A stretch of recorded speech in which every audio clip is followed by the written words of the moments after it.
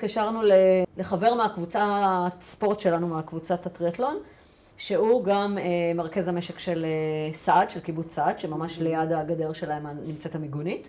אמרתי לו, כרמל, אנחנו פה במיגונית שלידכם, יש פה פצועים שהגיעו, אמרו שהם נתקלו במחבלים, הם יריות, הם פצועים, אנחנו צריכים תגבורת וגם חובשים וגם פינוי והכל.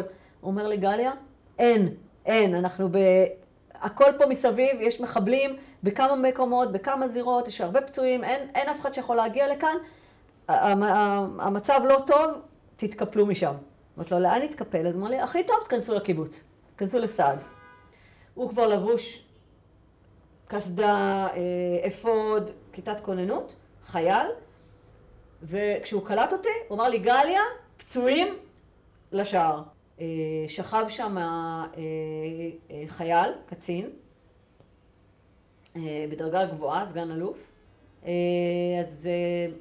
אז ישר ניגשתי אליו, והתחלתי, אני וטרינרית, אז קצת ידע רפואי, קצת הרבה ידע רפואי, לא בבני אדם, אבל זה די דומה. נתתי כל פעם למישהו שמצאתי, שמתפקד, ללחוץ איפה שאפשר ולא לעזוב את המקומות המדממים ככה, ללחוץ חזק. ולדבר עם האנשים, אני ממש אמרתי להם, את זה ואת זה אתם מפנים. ובדיעבד, וואו, מזל, כי כל שאר הפצועים שהיו נשארו איתנו עד הערב. אי אפשר היה לפנות אותם, אי אפשר היה להוציא אותם יותר מהיישוב אחר כך, יותר מאוחר, כי התחילו קרבות סביב סעד, ואי אפשר היה לצאת, היו מחבלים כבר בכל מקום.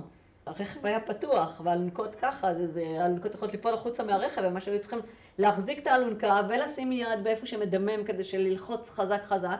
ובנסיעה, שאחר כך התברר לי שכרמל הוציא אותם בנסיעה ממש דרך השטח. הם הגיעו למקום שבו היו עוד אנשים, אפילו חלק מהקבוצה שלנו. ממש יש לנו תמונות שאנחנו מבינים שאני שמתי את עוז ואת הבחורה הזאת באוטו בסעד, והם בצומת נתיבות העבירו אותם מהרכב של כרמל אל האמבולנס. ממש, וזה קטע, כי כולנו היינו עם החולצות קבוצה, אז היינו כמו שרשרת כזאת שרק אחר כך הבנו אותה. ואז התחיל אירוע נוסף שבו החבר'ה מהמסיבה שהיו שם התחילו לקבל סרטונים בלייב מגורמים ערביים. התחילה שם עוד פעם מהומה אחת גדולה, ותראי לי, הנה חבר, הנה זה היה איתי, וזה רקד לידי, וזה היה אתמול איתי באוהל. הם זיהו שם מלא חברים שלהם, שהם פשוט, הכל עם כתוביות בערבית, ופשוט רואים אותם נחטפים. שוב, הלם. אני הייתי בשוק לראות, אני פשוט לא האמנתי שאני רואה את זה. שאני רואה סרטונים של המוני אנשים נחטפים לעזה.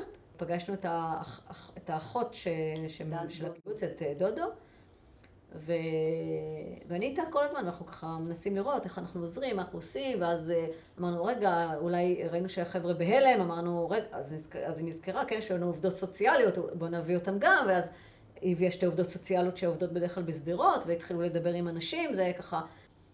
ודודו הייתה מדהימה, תפקודית, ואני פתאום קולטת שהיא מדברת בטלפון, ופשוט אני קולטת שתוך כדי שהיא מדברת בטלפון, היא כאילו נאבדה. אני שואלת, מה קרה?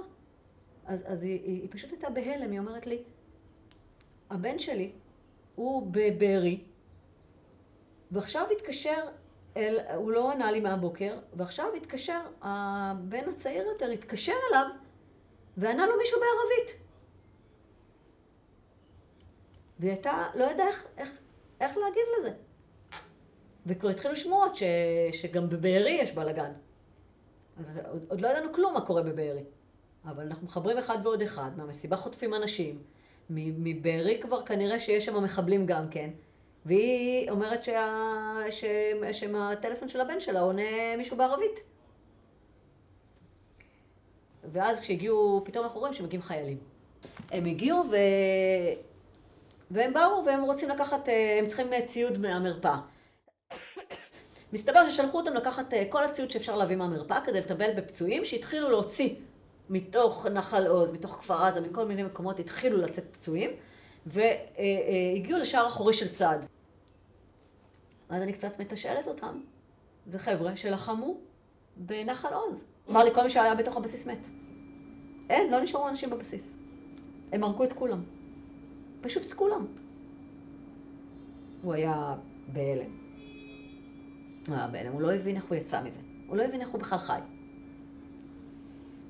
אמרו שפשוט, באמת, כמו...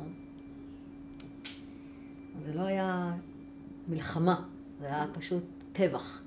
אמרו, זה היה טבח, זה לא הייתה מלחמה, זה לא קרב, זה טבח. זה אנשים שלא ידעו שהם באים עליהם ככה, ובהמוניהם.